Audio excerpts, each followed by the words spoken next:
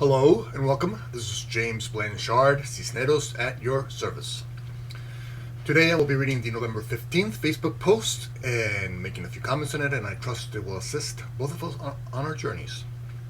If you do find it helpful, please be so kind as to put your cursor, if you're watching on Facebook, over the screen. You can give a thumbs up on Facebook, or down here, thumbs up on YouTube if you're watching through YouTube. It helps with the listening process, so thank you for that. Here we go. Our children and the thoughts we think. We make it a point to remind our children to be aware of the friends they choose. We know how important it is that our children choose positive and loving peers to surround themselves with. Yet we do not put half that effort into supporting our own lives by consciously choosing the thoughts we think and surround ourselves with. The thoughts we think, hold on to, and support will either pollute or invigorate our lives. The thoughts we think will then in turn serve as examples to our children of the energies we should surround ourselves with. Today we put as much conscious effort into choosing kind and loving thoughts that support our growth and development as we do in guiding our children to helping them choose kind and loving friends that help support their growth and development. Our thoughts can become our greatest supporters or drown our days in sorrow. Today, we serve as examples to our children by loving and supporting ourselves as much as we love and encourage them.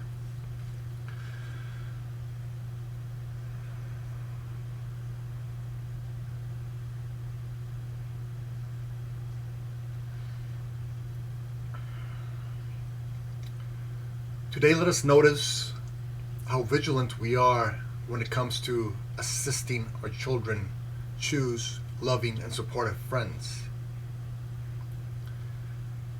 And yet, at the same time, we don't pay that much attention to what thoughts we support, and thus what thoughts become an example of our experience.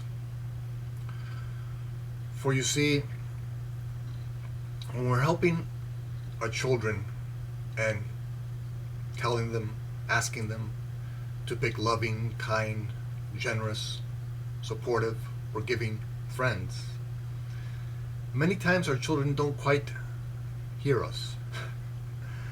But many times they also quite follow our physical example.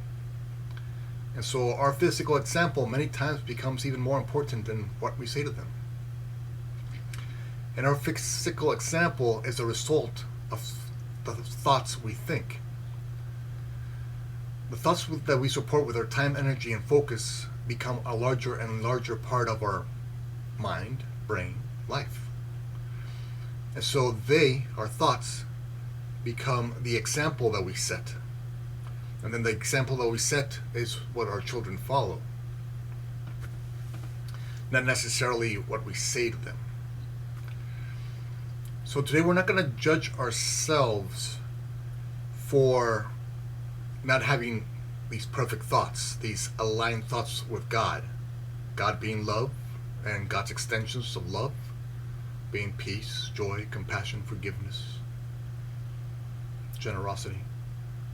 Everything really that we desire for our children is available by aligning with God's source. But because of our past, we have been programmed by the ego to accept as real thoughts that are not in alignment with God's source. And so we have accepted as anger, judgment, resentment, jealousy, hate, revenge as real. And so that the ego has done this so that it can separate us from God. Because if we are all these thoughts, if we are anger and hate and revenge, and we know that God is not these thoughts, then there's no way that we and God can be aligned. So then we must be aligned with the ego. And if the ego makes us believe that we're aligned with the ego, then the ego gets to survive.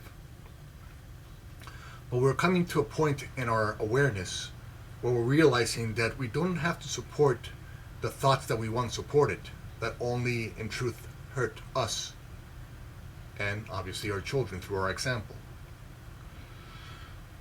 Because these thoughts are not us, that poison us, really. Not only poison our lives, but poison our own bodies, because they create stress level hormones. They create cortisol, and the cortisol pumps through our body, through our blood.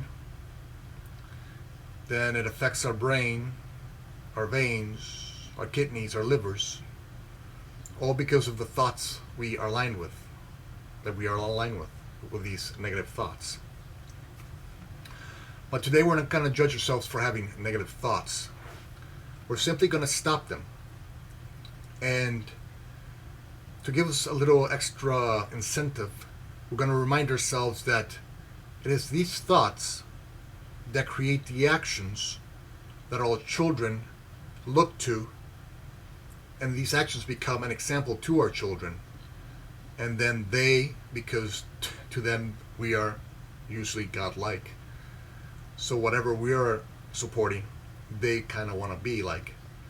So they will support these actions that we are taking, how we're interacting and reacting to our brothers and sisters. They will take this and make that theirs. So the extra incentive for us today is to know, let us try and align each and every moment with God's source, with love, compassion, forgiveness, kindness, joy. Because we have already tried this through the past. We have already tried this. And it's led us simply to dead-end roads. And it's led us to stuff we don't really want, that we don't want to be a part of. We don't want to be part of an angry relationship, a resentful relationship, a regretful relationship. We don't want to interact in that manner, because it just, not only does it feel bad physically, but because it's not aligned with God's source, spiritually, we, through experience, start to remember that these thoughts that we have been programmed with are not really us. But now, because we're self-aware, we can stop these thoughts without judgment, without judging ourselves as not good enough or spiritual enough or not good parents. No, let that go. That's the game of the ego. You are love. That is all in truth you are, love.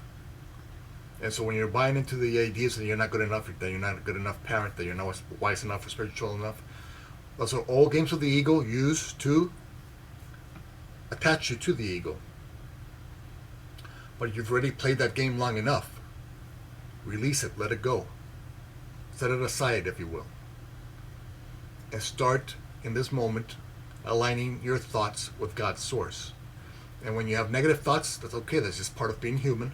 But stop them as soon as possible.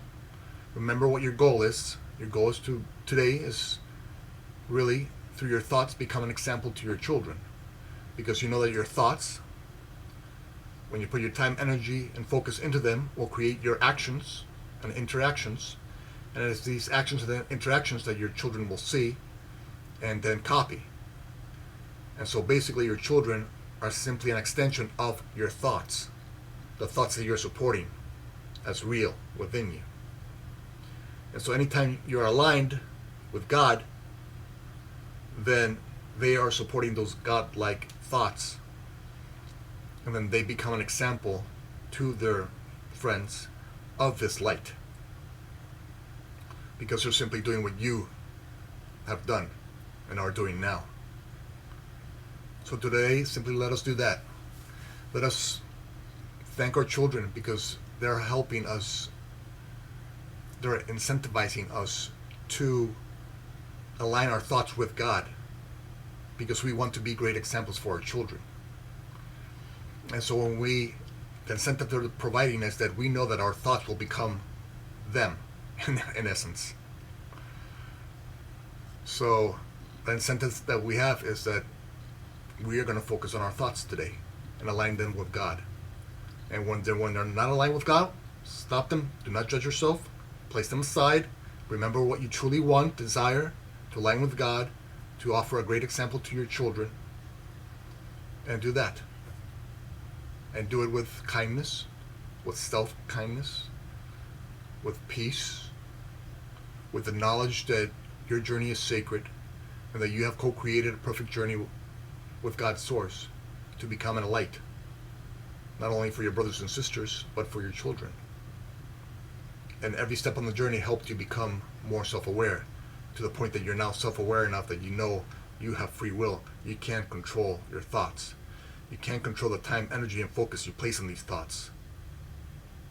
And then these thoughts become your actions, reactions, interactions. Your children see this, and they copy this simply because they think of you as godlike. So they will follow your example. So when they're not following, when you think they're not following your words, they will follow your example. So offer them that. And that's the greatest thing we can truly offer our children, is to know that they are one with God. They are aligned with God.